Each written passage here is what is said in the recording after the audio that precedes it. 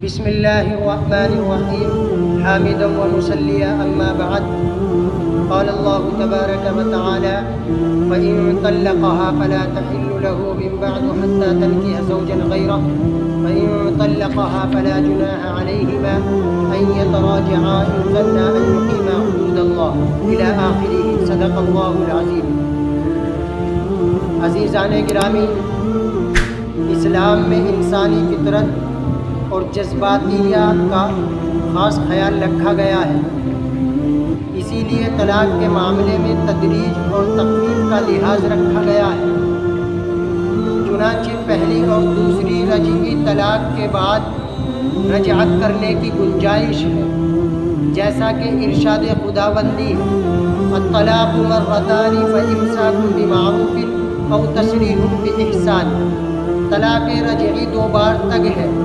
اس کے بعد دستور کے موافق بیوی کو رکھنا چاہے تو رکھ سکتا ہے، اور رخصت کرنا چاہے تو مناسب انداز میں اس کو رخصت کر سکتا ہے، یعنی طلاق دے سکتا ہے.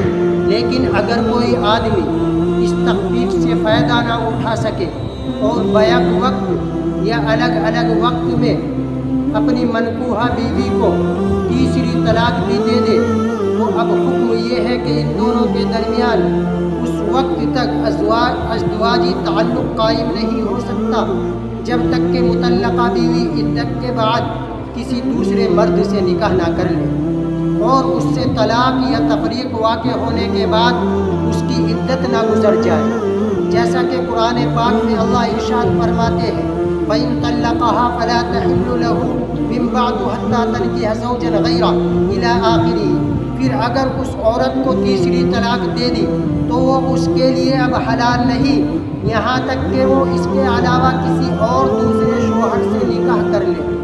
اور پھر اگر وہ یعنی دوسرا شوہر بھی طلاق دے دے تو اب ان دونوں کے اوپر کوئی گناہ نہیں کہ یہ اگر آپس میں نکاح کرنا چاہے تو نکاح کر سکتے ہیں، اگر یہ اللہ کی حدود کو قائم رکھ سکے. اور یہ اللہ کی مقرر کردہ حدود ہیں جن کو اللہ تبارک و تعالی جانکار لوگوں کے لیے بیان کرتے ہیں. عزیزان گرامی، اس آیات سے یہ ثابت ہوا، اللہ کے اس کلام سے یہ ثابت ہوا کہ حلالہ شرعیہ کے لیے یعنی پہلے شوہر کے نکاح میں لوٹنے کے لیے عورت کا کسی دوسرے سے نکاح کرنا شرط ہے. اسی کو حلالہ کہتے ہیں. حلالے میں ہم بستری اور صحبت شرط ہے. جمہور فقہا اور علماء اس بات پر متفق ہے کہ حلالے کی صحت کے لیے دوسرے شوہر کا اس عورت سے ہم بستری کرنا شرط ہے. ان کی دلیل وہ مشہور حدیث ہے جسے حدیث وسیلہ کہا جاتا ہے، جس کا مفہوم یہ ہے کہ حضرت رفاعہ رضی اللہ عنہ نے اپنی بیوی کو 3 طلاق دے دی. ان کی بیوی نے نبی پاک صلی اللہ علیہ وسلم کے پاس آ کر کے یہ بات بتلائی کہ مجھے رفاعہ نے 3 طلاقیں دے دی اور میں چاہتی ہوں کہ میں پہلے شوہر سے نکاح